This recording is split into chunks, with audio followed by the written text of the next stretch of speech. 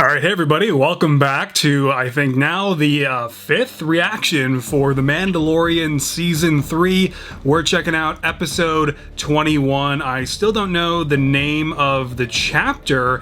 However, last week was pretty cool as, of course, Bo-Katan really became fully inducted into the Watch, and then additionally, we had the reveal of Paz Vizsla having a son named, Rathtar, nope, not Rathtar, Rydar, Ragnar. Wow, I got it. Look at me.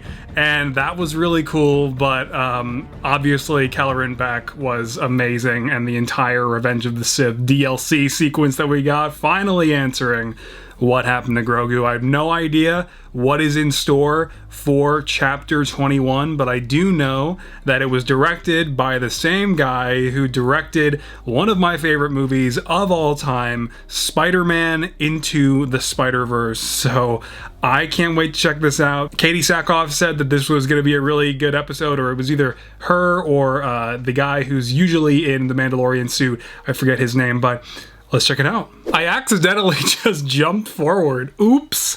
I guess I know what this episode is now. Don't hail me again unless it's to surrender. They gotta ditch the animatronic mouths, man. I don't know. It needed a bit of CG. I couldn't help but notice it. The mouth is not syncing up to the voice actor. It's a little tough. It's a little immersion breaking. It's like the Pikes. Man, Navarro was doing so well. Everything was so chill. And I think I just saw another friend from the Obi-Wan set. That's really funny. That's so cool. Oh yes, let's all run out into the open. Very good. Not the type of track I would expect for a New Republic outpost. That's Deborah Chow sitting there. Oh my god. I knew it! I knew it! Is that Rick Famuyiwa too? Whoa! Too bad. I really thought Navarro was gonna make it. Whoa! This is a Coruscant. Request permission to intercede. They haven't returned a dispatch in weeks. They're swamped. They'll never get an answer in time. No. Then I'm just gonna have to go there and talk to them myself. No way. They can't ignore me face to face. I like your attitude. Good luck. Is that Zeb? I'm gonna need it. Was that Zeb Aurelia? Hello? Was that the live action debut of Zeb, or is that just another Lasat?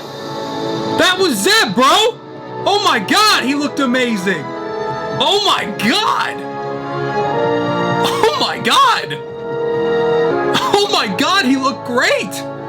I can't wait to see more of him in Ahsoka. Holy crap! I was wondering if he was going to be in Ahsoka or not. Damn, that was so cool! The New Republic to send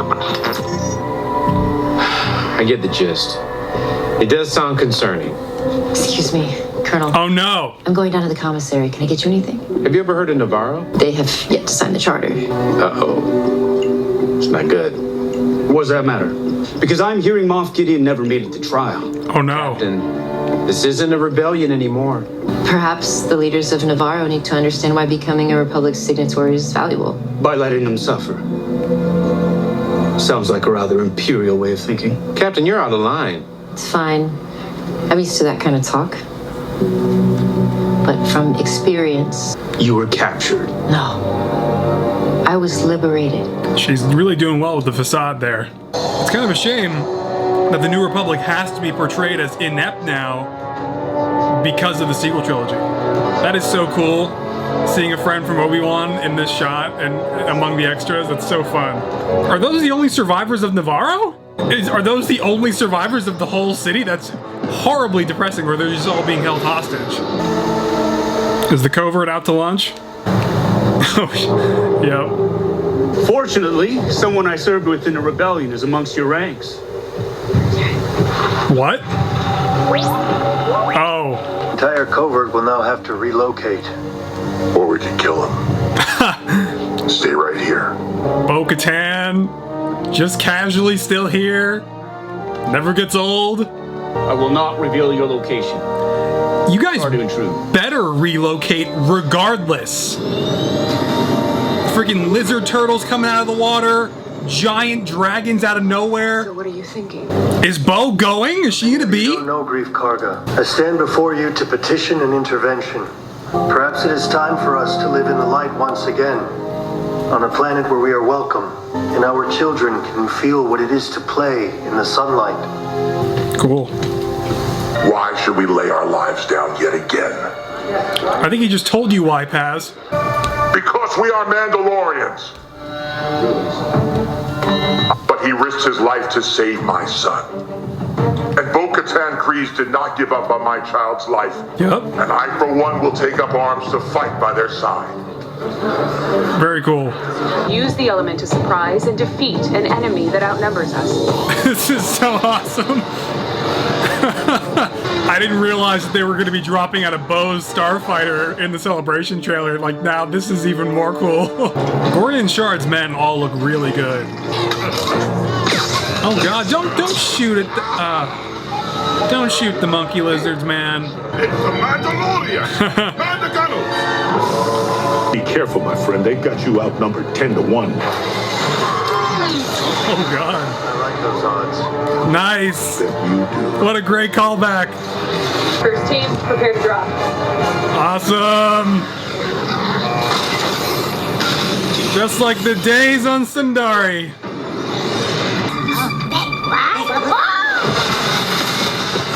Here we go.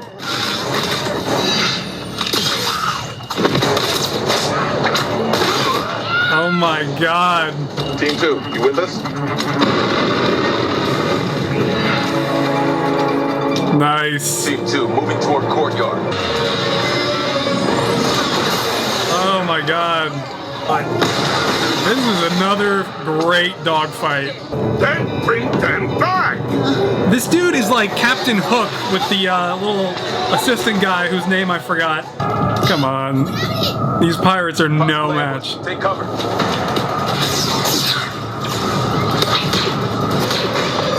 Uh-oh, flank. Behind us! We're boxed in. You have jetpacks, bro.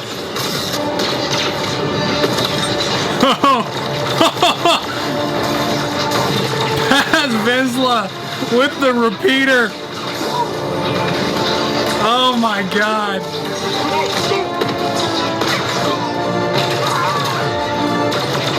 Holy crap, dude. The watch. Oh no. Oh no, we got a rotary cannon. Here we go. Jeez. Crap. Whoa, did Paz get hit by that? Alright, again, guys, we have jetpacks. We can fly up to that balcony and just toss the thermal detonator. He's above you! He's below you! He's above you, he's below you. It's like Another engine down! me making call-outs in games. Oh no! Goodbye! Goodbye, everyone! The armorer is here to ruin your day. Oh my god. Dude. That was rad.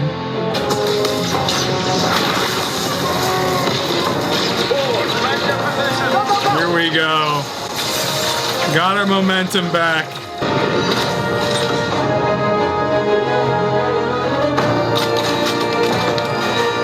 But it's time to part ways. Hey, you coward! Sir! Oh no! Okay, so Gorian Shard is not in Skeleton Crew. Unless he survived and we got like an Admiral Trench situation here. Mandalorians, I know that we have been on opposite sides in the past. But that is behind us. You may no longer have a home planet. But you do now have a home. Welcome. Welcome and thank you. That's cool. The Armorer wishes to speak with you. Uh-oh. Remove your helmet. What? But do you respect my station? What? I do. Remove your helmet. What? Why? No!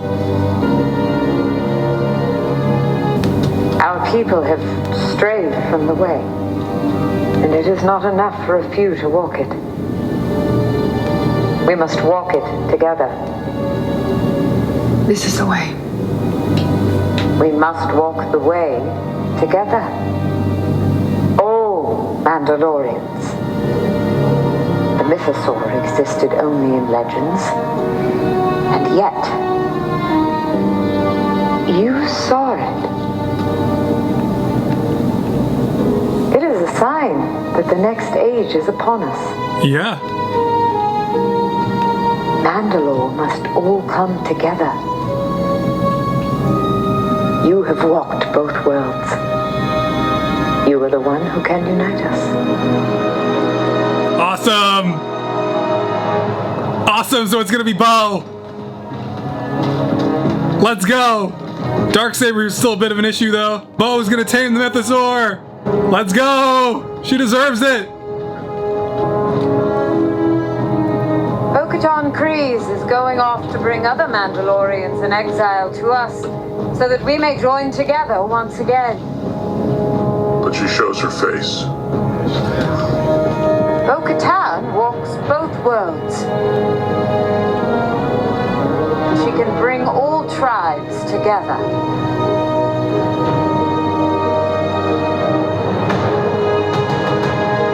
Whoa! It is time to retake Mandalore. Oh man! This is awesome!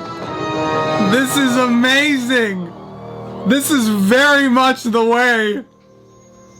Oh, we're still going! I thought that was it! Oh god! Ghost ships are never good, especially Tidariums. Astromechs can do that? What? That comes off? Now I'm just thinking back to literally the entire history of Star Wars when this public prison transport could have been helpful. Oh god. Flight times match the ship transporting Moff Gideon. You never made it to trial. No. Yep. This was an extraction. Yep. Why would they leave so much evidence? It's a fragment of Beskar alloy. Are you saying that Moff Gideon was taken by Mandalorians?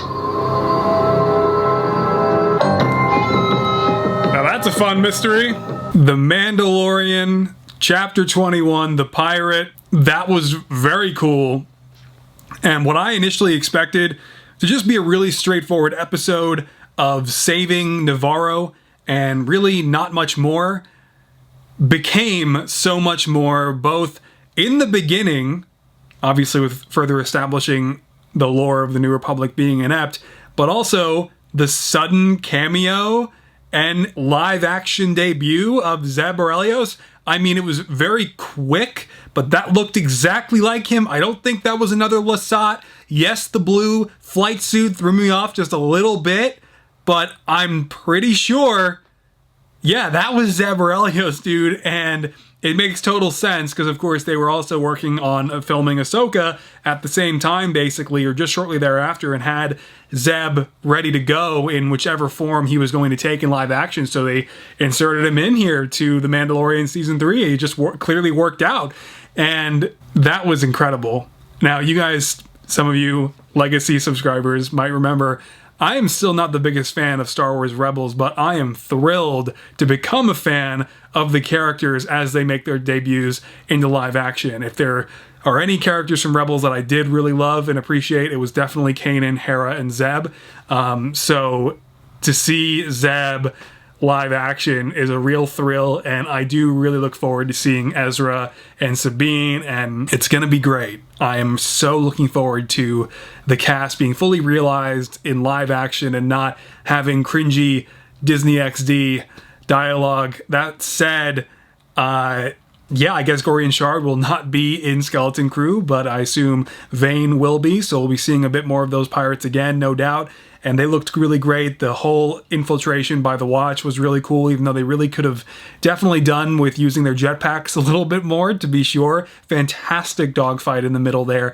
Awesome to see the Covert and the Watch reestablish on Navarro. And so now this season finally has direction. And previously, I know some were confused, like, well, season 1 didn't have direction, and it most certainly did, right? Of course, a bounty hunter, now turned protector of this Force-sensitive child, needs to defeat and escape Moff Gideon. That was the whole purpose of the season. He was constantly on the run. And now, season 2, find a Jedi. Season 3, retake Mandalore, and seemingly seat Bo-Katan on the throne once more to unite all of Mandalorians one more time, as she will no doubt tame the Mythosaur. We finally know where season 3 is going, and of course you could argue, I mean, that's what we kind of already assumed by seeing the Mythosaur, by returning to Mandalore so early on. We assume that that's probably what we were heading for. That either Din Djarin or Bo-Katan were going to tame the Mythosaur and begin to enter a new era for all of Mandalorians. But what I was just so completely not expecting was for the Armorer to actually bring Bo-Katan into the original forging room, have her remove her helmet. I thought it was a test. And that if she did it, you're no longer one of us. And no, it was obviously that it was just kind of, it was cool because I too felt kind of the initial momentary anxiety that you don't even have time to think about, that Bo-Katan would have also similarly thought about in removing her helmet. It was just, well, she's being ordered to, and so she did. And whether it was a test or not, she did as the Armorer said. And that was so cool because this whole experience for Bo-Katan has been so humbling, right? And that's what has been so cool about her arc in this series and in the season, is she spent her whole life doing all that she thought was right to take Mandalore and all of Mandalorians into a new era, and her wings were clipped every time, whether it was when she was younger, whether it was during the Clone Wars, whether it was during the reign of the Empire, it just would never stop. All of her attempts, and then she's given the Darksaber, not knowing that she seemingly might have just unleashed a curse upon all Mandalorians. Not that that's her burden to bear, but there's so much to read into with Bo-Katan and all of her failings, and when she ultimately fails to claim the Darksaber once more in season 2, and her own loyalists finally abandon her, I mean, she spent a lifetime trying to right all of these wrongs, not only for herself, but all of Mandalorians. And now this looks to me like this is going to be the one final time where she gets it right, where it works out. Now, who is going to have the Darksaber? Maybe she doesn't need the Darksaber, right? That's for Din Djarin to keep. And once the Watch and other Mandalorians see her and witness her tame a Mythosaur, the Darksaber might be null and void. It might be just kind of irrelevant. Or maybe Din Djarin will have to be challenged by Bo-Katan, in a trial by combat to reobtain it. I don't know. And that's exciting because now we don't know. Now we have questions answered. We have direction for this season. We know where we're going, and we know Moff Gideon has escaped. And we have a little bit of an additional mystery because there were traces of Beskar in the Imperial shuttle. And so this is amazing. And again, seeing a friend from the Obi-Wan sect continue to be an extra here has just been so much fun. I will say though, for such a massive town, Navarro definitely seems pretty sparsely populated because not many townsfolk really were involved in this. You had maybe like 20 or 30 people, and I think the town had at least, probably close to 1 to 500 or more, so it's like, where's everyone else? That said, this was awesome. The budget certainly felt higher this time too. I just felt like a general refinement of the effects. Yeah, you could see the volume in a variety of shots, especially when they're just standing out in the open on Navarro. Who cares? I mean, this was excellent. This felt like the culmination of so much that we have seen in The Mandalorian up until this point, with the promise of so much more. And I'd love to hear what you guys think. Let me know down below in the comments. Like I said before, this has very much been the way, and I hope you enjoyed, and I'll see you next week for Chapter 22. Take care, and have a good one. Bye-bye.